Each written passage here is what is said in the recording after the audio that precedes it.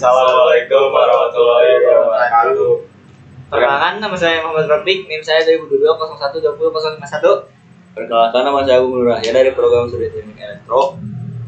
NIM saya 2022-012-0013. Dan saya Andrea Saputra dengan NIM 2022-012-01056. Oke, baik, di sini kami akan mereview jurnal dengan judul Pengukuran dan analisa kualitas daya listrik di Pavilion Garuda Rumah Sakit Dr. Karyadi Semarang. Oke, langsung saja kita mulai. Mulai di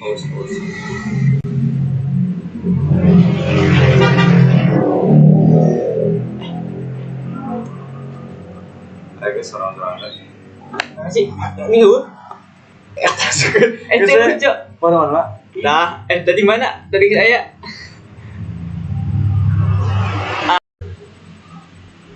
Oke, baik, langsung saja kita mulai. Untuk pendalamannya, kebutuhan terhadap energi listrik yang terus berkembang menghendaki suatu kontinuitas suplai listrik serta memerlukan kualitas dari suplai daya listrik itu sendiri.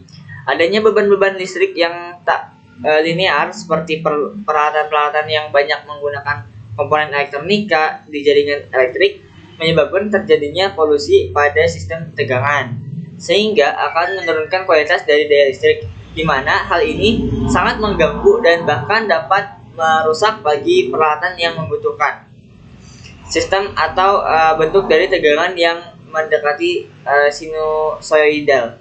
Nah, begitu pentingnya suatu kualitas daya listrik, maka akhir-akhir ini permasalahan kualitas energi listrik semakin mendapat perhatian, baik dari sisi konsumen listrik maupun dari sisi pengelola sistem kelistrikan.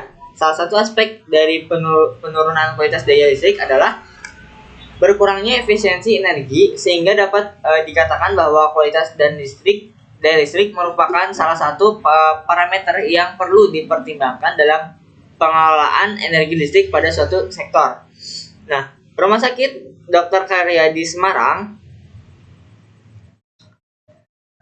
yang merupakan suatu rumah sakit terbesar di Jawa Tengah dilengkapi dengan peralatan-peralatan kesehatan dan kedokteran yang modern, di mana peralatan-peralatan tersebut fasilitas memerlukan suatu kualitas daya listrik yang baik untuk menunjang pekerjaan peralatan tersebut, sehingga diperlukan suatu pengukuran dan monitoring yang rutin dan berkala terhadap kualitas daya listrik di rumah sakit tersebut.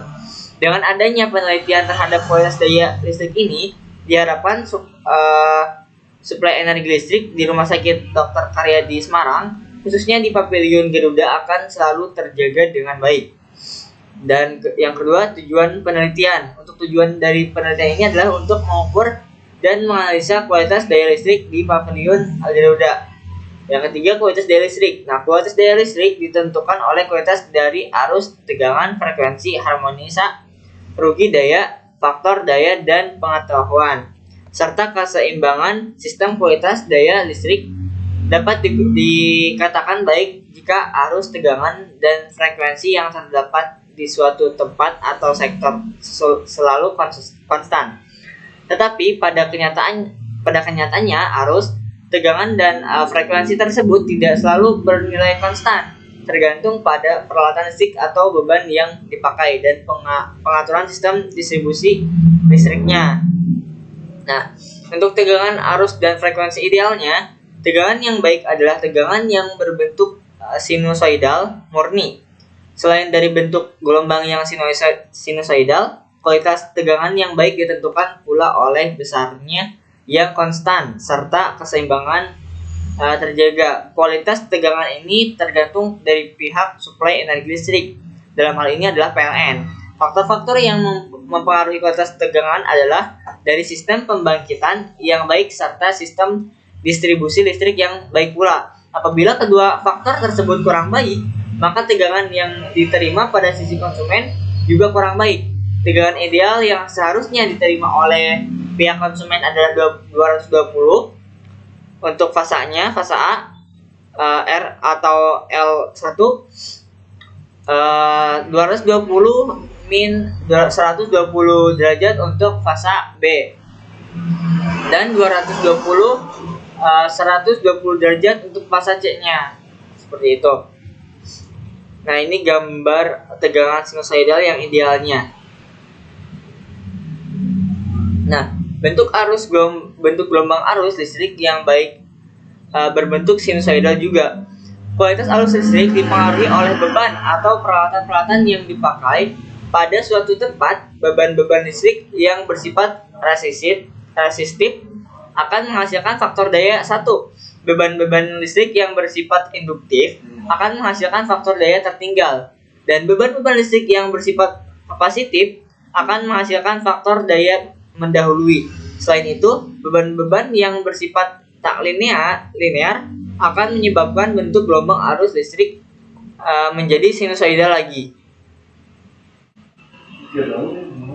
Nah, untuk pengukuran dan analisa kualitas, frekuensi ideal yang diterima oleh konsumen listrik adalah harus sesuai dengan standar yang berlaku di Indonesia. Frekuensi tegangan listrik diatur pada 50 Hz. Nah, untuk harmonisa merupakan gejala pembentukan gelombang-gelombang dengan frekuensi berbeda yang merupakan perkalian bilangan bulat dengan frekuensi dasarnya. Frekuensi dasar sistem tenaga listrik di Indonesia adalah 50 Hz. Sehingga harmonisa mempunyai frekuensi dengan nilai kelipatan dari 50 Hz. Sebagai contoh, harmonisa kedua adalah gelombang dengan frekuensi sebesar 100 Hz. Harmonika ketiga adalah gelombang dengan frekuensi sebesar 150 Hz. Nah, dan seterusnya.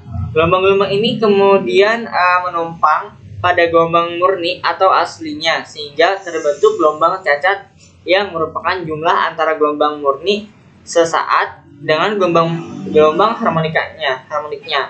Nah, untuk harmonisa dapat menyebabkan suatu distorsi harmonisa, yaitu suatu gangguan yang terjadi pada sistem distribusi tenaga listrik akibat terjadinya distorsi gelombang arus dan tegangan. Tingkat distorsi gelombang arus dan tegangan, tingkat distorsi harmonisa dijelaskan melalui spektrum harmonisa yang lengkap dengan magnitud dengan sudut fase masing-masing komponen harmonisa tunggal.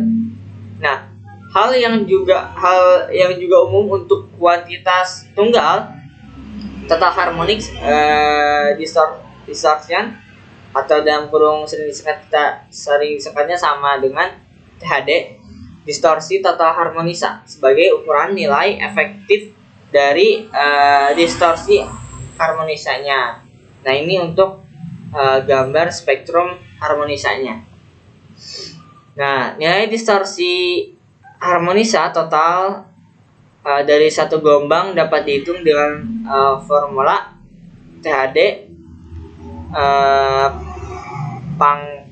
dalam kurung H max sigma H sama dengan 2 M pangkat 2 H per M1. Nah, di mana MH adalah nilai RMS komponen harmonisa H dari kuantitas M. Kuantitas M dapat berupa besaran tegangan V atau volt maupun besaran arus.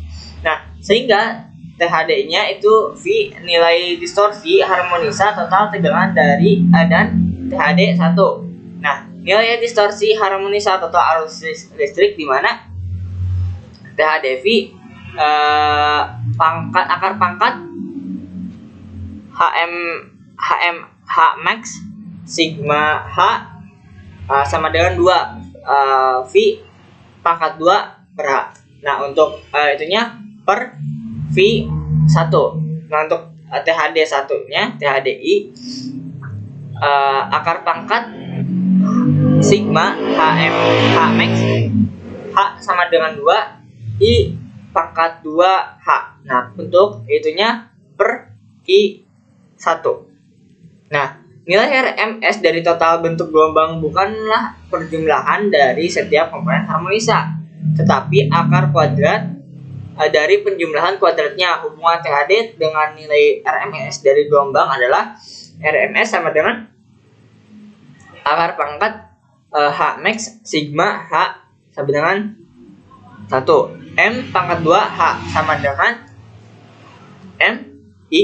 M1 sama dengan akar pangkat 1 tambah THD pangkat 2. Nah, standar harmonisa berdasarkan standar IEEE 512 sampai 1992. Ada dua kriteria yang digunakan untuk mengevaluasi distorsi harmonisa, yaitu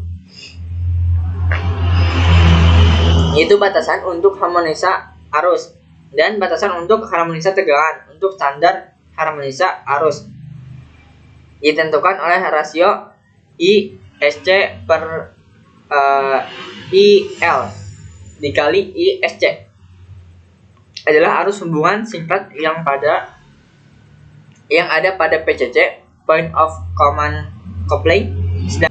Sedangkan IL adalah arus beban fundamental nominal. Sedangkan untuk standar harmonisa, tegangan ditentukan oleh tegangan sistem yang dipakai, seperti itu. Mungkin untuk selanjutnya akan direview sama teman saya yang bernama Agung. Assalamualaikum warahmatullahi wabarakatuh. Baik, perkenalkan nama saya Bung Jaya. Di sini saya akan melanjutkan presentasi mereview jurnal dari teman saya yang bernama Rofi. Daya dan faktor daya. Daya listrik diukur dengan 3 besaran utama, yaitu daya semu atau daya kompleks, berlambangkan dengan huruf S, dengan satuan volt ampere atau FA, daya nyata atau daya aktif P dengan satuan watt, serta daya reaktif Q dengan satuan volt ampere reaksi var, di mana E sama dengan V kali I, P sama dengan S cos theta, Q sama dengan S sin theta. E sama dengan P pangkat 2 akar P pangkat 2 tambah Q pangkat 2. Faktor cos Q cos theta sering disebut sebagai faktor daya power factor, sehingga dapat diformulasikan bahwa PF sama dengan cos theta sama dengan P per S. Hubungan antara ketiga buah daya listrik tersebut dapat digambarkan dengan satu segitiga daya seperti pada gambar di bawah ini. Nah, di sini bisa kita lihat ada lambang S, theta, P, dan Q. Gambar segitiga daya listrik. Namun dengan adanya satu distorsi harmonisa pada gelombang tegangan dan arus listrik, maka persamaan 8 dan 9 tersebut tidak berlaku. Hal ini disebabkan oleh adanya distorsi tegangan dan arus menyebabkan terjadinya distorsi daya listrik D atau FA, di mana D akar pangkat S pangkat 2 min P pangkat 2 min Q pangkat 2, sehingga cos theta digunakan untuk mengukur faktor daya dengan frekuensi dasar yang tidak mengandung harmonisa. Cos theta disebut juga displacement power factor atau disingkat dengan DPF, yang merupakan faktor daya karena pergeseran fase antara tegangan dan arus listrik. Sedangkan besaran PF diperuntukkan untuk mengukur faktor daya dengan frekuensi yang mengandung harmonisa, di mana PF sama dengan 1 per akar pangkat 1 tambah THD pangkat 2 dibagi DPF. Lalu ada kesetimbangan sistem. Sistem dapat dikatakan seimbang apabila tegangan 3 fase yang menyuplai suatu tempat atau sektor adalah seimbang, di mana setiap fase mempunyai besar tegangan yang sama dan mempunyai perbedaan sudut fasanya adalah 120 derajat listrik. Seperti yang ditunjukkan pada gambar 2. Selain tegangan 3 fase yang seimbang, kualitas daya listrik juga dilihat dari keseimbangan beban 3 fase yang seimbang. Apabila pembebanannya pada suatu sistem seimbang, maka indikatornya adalah arus pada setiap fase idealnya adalah sama besar dan mempunyai sudut fase yang ideal juga terpisah 120 derajat listrik juga. Menurut ANSI C84.1 min 1945, ketidakseimbangan tegangan sistem tidak boleh melebihi 3% pada saat tidak dibebani dan maksimal 6% untuk sistem yang dibebani. Lalu grounding, pentanahan atau grounding yang baik dalam ideal adalah tidak adanya arus netral yang mengalir padanya. Adanya arus pada netral disebabkan oleh ketidakseimbangan pembebanan pada sistem 3 fase atau resistansi pada pentanahan yang terlalu tinggi. Menurut PUIL, resistansi pentanahan standar tidak boleh melebihi dari 2 ohm. Lalu ada metodologi yang digunakan dalam penelitian ini adalah dengan cara mengukur langsung menggunakan alat ukur power quality analyzer A3Q merek LEM pada sisi sekunder transformator distribusi 2 kV atau 380 volt yang khusus menyuplai daya listrik untuk pavilion Garuda. Nah, di sini ada gambarnya yaitu pemasangan alat ukur A3Q pada sisi sekunder transformator distribusi. Lalu di sini juga ada alat ukur A3Q LEM. Pengukuran dan analisa kualitas. Hasil pengukuran terhadap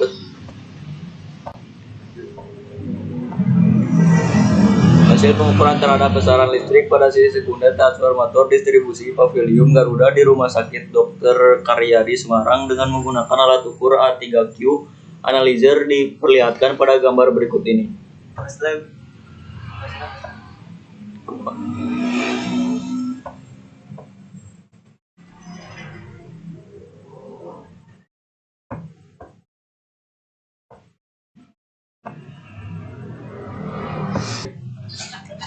Mana?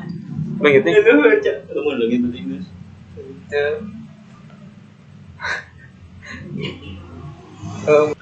Berdua. Yang nomor 5 ada hasil pengukuran dan analisa. Hasil pengukuran terhadap besaran listrik pada sisi sekunder transformator distribusi pavilion Garuda di Rumah Sakit Dr. Karyadi Semarang dengan menggunakan alat ukur A3Q analyzer diperlihatkan pada gambar berikut ini. Terlihat di tabel 8 memperlihatkan bahwa besarnya tegangan rata-rata di atas adalah 220 volt dan dianggap masih ideal. Frekuensi 50,12 dianggap baik dan ideal. Arus listrik pada sistem dapat dikatakan kurang seimbang, terutama pada fase T atau L3 yang terlihat paling tinggi pada netral terhadap arus listrik yang cukup tinggi sebesar 40 ampere. Hasil pengukuran terhadap bentuk gelombang tegangan dan arus listrik dengan menggunakan alat ukur A3Q analyzer diperlihatkan pada gambar berikut. Nah, lihat saja. Dan gambar di atas terlihat bahwa bentuk gelombang tegangan setiap fase berbentuk sinusoidal yang berarti tegangan sistem mempunyai kualitas yang baik serta ideal. Begitu juga bentuk gelombang arus listrik pada semua fase mempunyai bentuk gelombang yang baik. Terlihat pula bentuk gelombang arus pada netral yang seharusnya berupa garis lurus.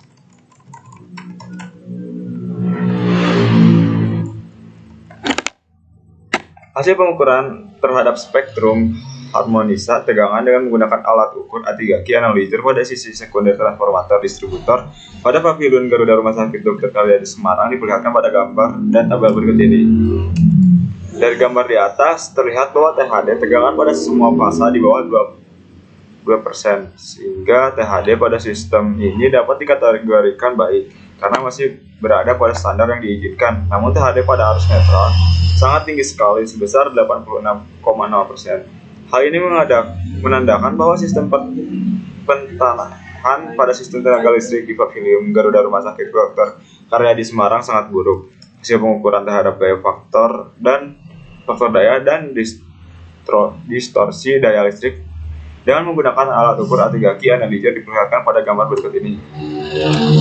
Dan hasil pengukuran daya faktor memperlihatkan hasil yang baik di mana faktor daya cos bernilai di atas 0,9, sedangkan hasil pengukuran ketidakseimbangan sistem diperoleh hasil sebesar 0,5%, sehingga keseimbangan sistem di Rumah Sakit Islam Sultan Agung masih dalam batas standar yang diinginkan. Dan kesimpulan dari hasil pengukuran dan analisa kualitas daya di pavilion Garuda Rumah Sakit Dr. Karyadi Semarang dapat ditarik suatu kesimpulan bahwa kualitas tegangan, arus, dan frekuensi dalam keadaan baik. Yang kedua, tingkat distorsi harmonisa tegangan dan arus masih berada pada standar yang diizinkan. Dan yang ketiga, ada kualitas daya, faktor daya, cos, serta distorsi daya sangat baik. Yang keempat, ketidakseimbangan sistem masih dalam batas standar yang diizinkan. Serta nomor 5, sistem pertahanan pada sistem tenaga listrik di pavilion Garuda Rumah Sakit Dr. Karyadi Semarang tidak baik. Dan berikut ada daftar pustakanya, silahkan dibaca aja.